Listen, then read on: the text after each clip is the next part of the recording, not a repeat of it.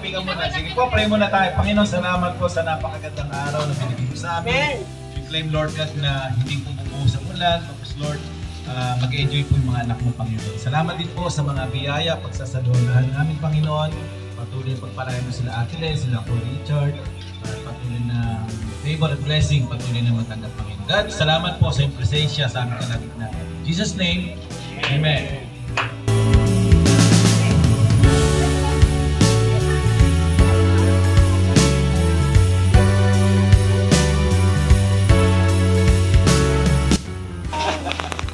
Welcome po sa ating pong hindi na po Christmas party, no? Kasi po hindi na raw po Christmas. So, post-Christmas party. Because po, alam ko everybody is been busy during that season. So, this is the only time po that we could actually squeeze into our busy schedule. Kaya po, thank you for being here. Yung presence nyo lang po is enough para po tayo po lahat ay maging masaya. Nawala rin yun. Ayan, so yun po ang taus-puso namin pasasalamat na kayo po naparito kahit po medyo malayo. May ways naman po, no? So, may iba rin pong hindi pa rin turuan ni ways, no? Pero alam ko po marami po sa atin ay naturuan ni ways. Kaya po, thank you very much. Alam ko, hindi mo na pagsasalitain. Ayan, bagamat po medyo late yung ating celebration, pero sabi nga, mas mainam yung late is better than never, no? Praise the Lord kasi sikat naman po yung nagdala ng bawat isa sa atin. And lagi naman natin sineselebrate si Jesus Christ sa ating buhay. Amen. Kahit medyo late sa ng mundo, sa Christmas season nila, sa atin naman laging Pasko talaga. Kasi si Jesus Christ lagi nating kasama. Amen. Kaya wini-welcome namin ang bawat isa, although naging busy po ang lahat ng Christmas, kaya January na tayo. No? Ano ba, masasabi ka ba? Ayan, kaya tutuwa po kami bilang kuya nyo, bilang ate nyo, at nakiisa kayo sa ating Christmas party. Ayan, post-Christmas party. Kaya palakpakan po natin ang Panginoon noon una. Ayan. Siguro po mas maganda, batiin po natin yung bawat isa, yung mga menentag, kumustahin nyo sila. Yung mga hindi nyo pa masyadong kilala, pwede nyo naman po silang tabihan. Ayan, para naman po maging mas magkakilala kayo. Yung mga magkakakilala na po, huwag naman po kayo masyadong magkakatabi. Yun na po kayo sa iba. Lagi na po kayo magkakasama di ba? Tabihan nyo po yung iba na hindi nyo po masyado pang nakakasama. Pwede po ba yun? Allah! Ayaw. Ayaw ko ba daw? Pwede po ba yun? Ayaw pa rin. Ikaw naman si Tato. So, okay lang yan. Mamaya sa games. Sila yan. Kilalanan na sila kasi paghahalu-haluin kayo. Yan. So, yun siguro short lang namin yung welcome remarks kasi alam ko naman mamaya marami pa tayong moment or time to get to know each other and have fellowship. At lalo na nung malapit na, wala na akong dahilan. Tama po yung sinabi ni Kuya Atoy na siya po kasi naging Victory Group Leader way back, anong taon ba yun? 2011? So, yun po. Dalawa na yung Victory Group niya.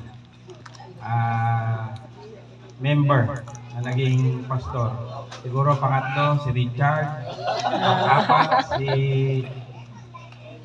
lahat kayo. Kaya maghanda kayo. Anyway, so salamat. Salamat sa pag-invite, Kuya Atoy. Salamat sa sa inyong leadership yung mag-asawa. Sobrang tiyaga po ng mag-asawa na yan. Tama po ba? So, very consistent sila sa pag-disciple.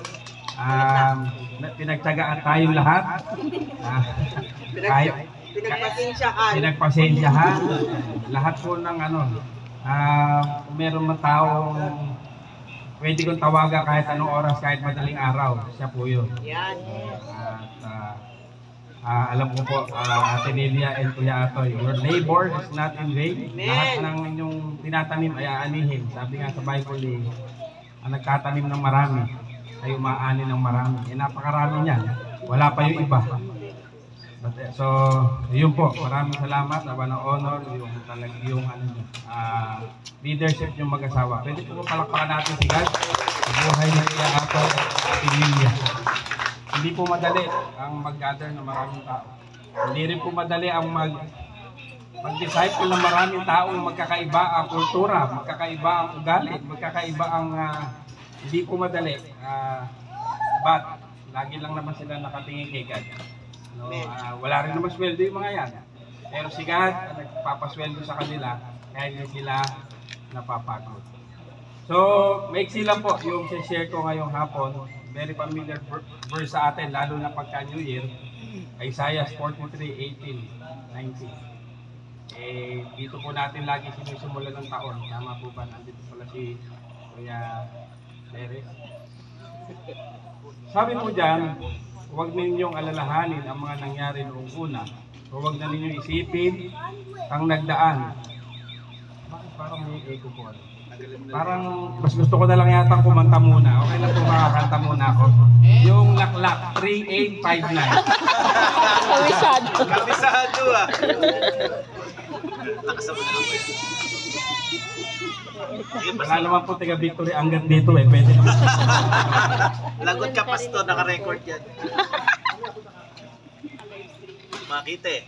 Okay na po yan. Malakasan ko talaga yung boses ko. Yan, yun. Huwag na ninyong alalahanin ang mga nangyari noong una. Huwag na ninyong isipin ang mga nagdaan. Tingnan ninyo, ako'y gagawa ng isang bagay. Ito'y nagaganap na. Hindi ba ninyo makita? Gumagawa ako ng daan sa gitna ng disyerto at mga ilog sa ilang. Tayo kayo manalangin, Lord. Maraming salamat sa pagbasa ng iyong salita.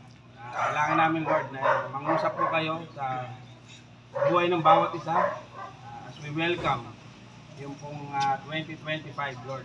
Sa inyo naman, laging merong bagong pag-asa, bagong buhay. Kaya naman, Lord, we're really excited na i-welcome po ang 2025. At napakagandang pagkakataon, Lord, na uumpisa namin ang taon sa pag-fellowship at pag-aaral ng iyong salita. Lord, be with us as we study your word today. In Jesus' name we pray. Amen.